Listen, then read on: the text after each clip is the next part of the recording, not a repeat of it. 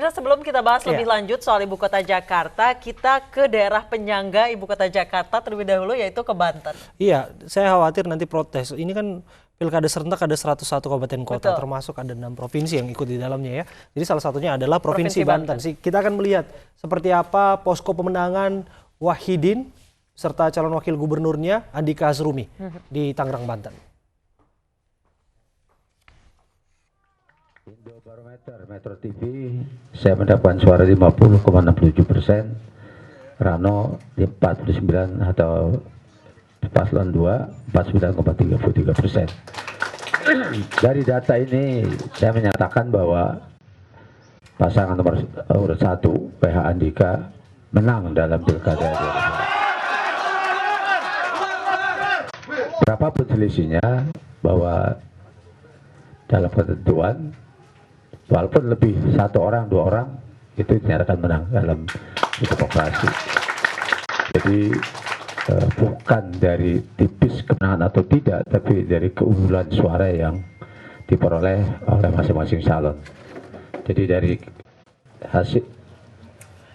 hasil ini saya katakan dan berani menyatakan bahwa pasangan WH Andika memenangkan pilkada Banten 2017. Untuk itu saya ucapkan terima kasih terutama kepada rekan-rekan yang selama ini berjuang, teman-teman pers yang telah juga membantu kemenangan atau membantu sosialisasi dan telah memberikan dukungan secara adil dan demokratis, dan para pihak yang nantinya kalau sudah kita hasil dari. Terima kasih sekali lagi Bapak Ibu. Kami sangat yakin pemilih Ahok Jarot itu sangat solid. Jadi tidak ada istilah bergeser.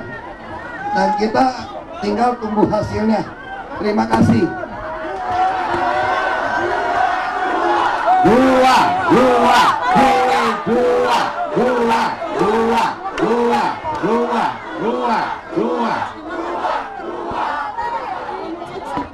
Ibu bapak saudara sekalian, tadi Pak Ahok sudah menyampaikan rasa ucapan terima kasih. Ada yang perlu kita ingat bersama dari apa yang disampaikan oleh Pak Ahok tadi. Yang pertama, betul, perjuangan masih belum selesai. Perjuangan masih belum selesai. Oleh karenanya, semangat dari pendukung Basuki Jarot tidak akan pernah padam. Dua kata kunci itu.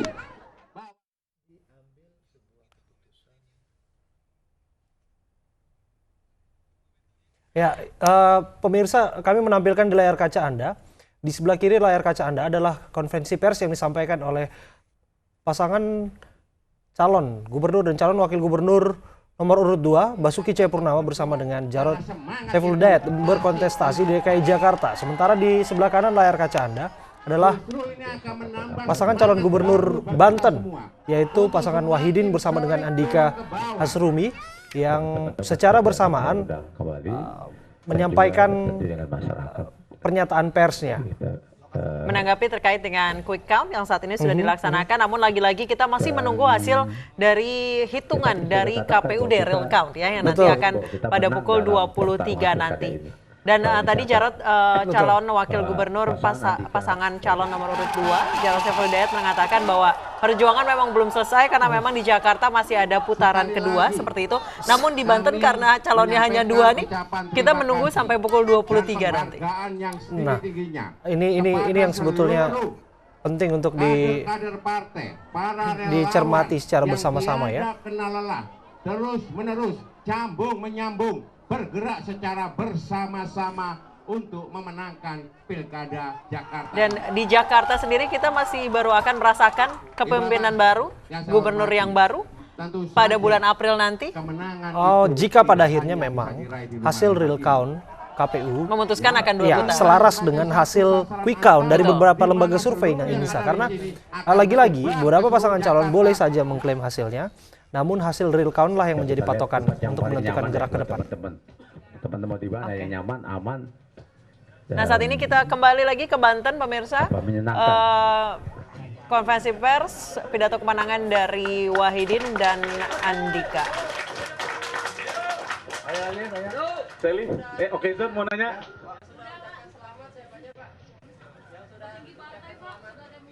Belum, orang baru sekarang klaimnya. Tulis dulu, kamu siarin, tulis dulu baru telepon saya juga mana ya. Tapi karangan bunga sudah ada di depan, Pak. Karangan bunga sudah ada yang masuk, sudah nyampe. Saya nggak tahu, tapi dia bisa dilihat sendiri. Karangan bunga ada depan.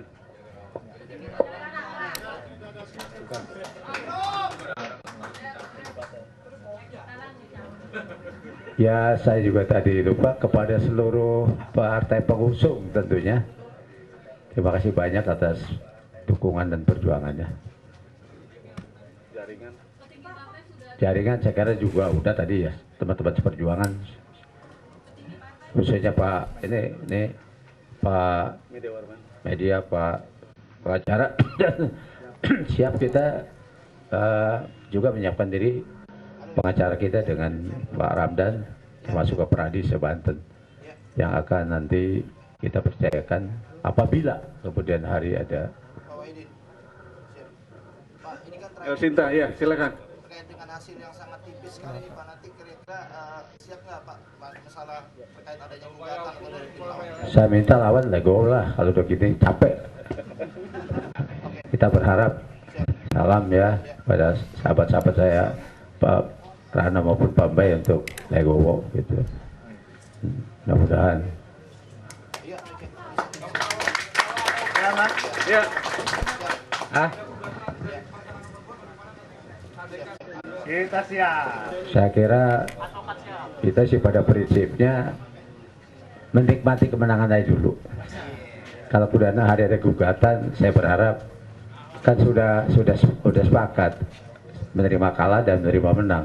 Berapapun angka kemenangan itu, berapapun angka kalah itu kan kita sudah bikin pernyataan menerima kalah dan menerima menang.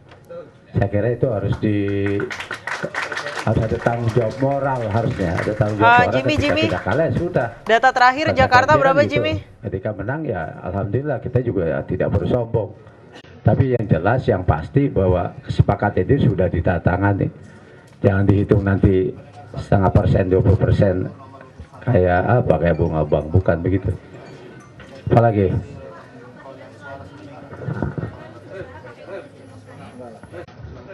Ya, kita menyatakan menang berdasarkan quick count dan 3 lembaga survei dan 3 TV nasional. Ya mudah-mudahan KPU juga dengar biar dia gak lama-lama lagi.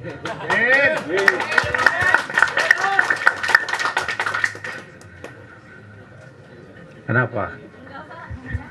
Sudah? Kayaknya masih kurang puas nih. Sudah. Kok nangis?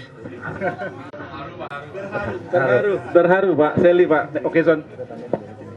Masih ada lagi yang mau bertanya? Cukup ya, terima kasih. Siapa kita? Siapa kita? Siapa kita? Menang, menang. Al-Fatihah. Nah itu dia tadi. Di Banten sendiri sudah menyatakan pidato kemenangannya, namun lagi-lagi karena di Banten calonnya hanya 2, kita masih menunggu hitung real dari KPU dari Provinsi Banten. Ya betul, dan tadi juga kita sempat mendengarkan pernyataan pers tadi dari pasangan Basuki Cahayapurnama dan calon wakil gubernurnya Jarod Saiful Hidayat yang menyatakan bahwa perjuangan belum usai. Apakah secara implisit maknanya sudah mengamini bahwa akan ada pertarungan berikutnya? Betul sekali. Atau memang tetap meyakini hal-hal apapun bisa terjadi terjadi dalam penghitungan real? Bagaimana Kang Yayat menanggapinya? Apakah kejutan juga akan bisa ditularkan bagi kebijakan DKI Jakarta? Atau akan 11-12? Bisa terjadi kejutan. Kita waktu pengalaman Pak Foke dengan Pak Jokowi sebelumnya. Pada putaran yang pertama itu Pak Foke cukup diunggulkan ya. Jadi ternyata dalam putaran selanjutnya situasinya Justru bisa berubah. Pak Jokowi yang memenangkan investasi. Jadi pertanyaan bagaimana dengan sisa waktu yang ada. Ini kan persoalannya, triknya, permainannya jangan membuat kita bertambah lelah lah. Sebetulnya warga Jakarta pun tadi berharap apakah dalam putaran, ya memang satu lagi di DKI itu tidak bisa satu putaran seperti di Banten, tapi memang Jakarta masih panjang prosesnya, masih ada waktu 2 bulan, tapi minimal dengan adanya persoalan yang didapat sekarang ini sudah ada gambaran lah siapa yang akan maju pada putaran keduanya. Nah, yang menjadi pertanyaannya, apakah kegaduhan semakin meningkat atau kegaduhannya semakin turun? Nah, ini bila mencermati pilihan masyarakat, Ya. bisa kita kategorikan menjadi dua. Bayangkan Ya. long term investment ataupun short term investment. Dalam artian mereka tadinya sudah memilih pasangan tertentu namun tidak maju ke putaran berikutnya. Dan bagaimana pasangan yang sudah pemilih yang sudah memilih pasangan tertentu dan tetap meyakini bahwa pasangan tersebutlah bisa menyelesaikan problema Jakarta. Tapi sekali lagi kan ada loyal voternya yang jelas dan yang swing voternya. Jadi ada sisa dulu sekitar 7-10% yang kelihatannya sudah mulai gebentuk dan mengerucut. Mungkin polanya lari kepada 2 dan 3 ya kan. Sementara kita lihat bahwa orang melihat pilihan pada dua paslon ini kelihatannya dianggap representatif mampu mengatasi masalah Jakarta. Itu terlihat dari pelaksanaan debat di mana janji atau program yang dijanjikan itu dianggap realistis dan mendekati masalah yang ada. Memang sekali lagi jangan bermain wacana di Jakarta ini karena masyarakat yang sangat rasional tidak butuh wacana. Tidak butuh wacana. Membutuhkan visi dan visi yang konkret ya. Karena masyarakat kita itu sudah hipermodernis.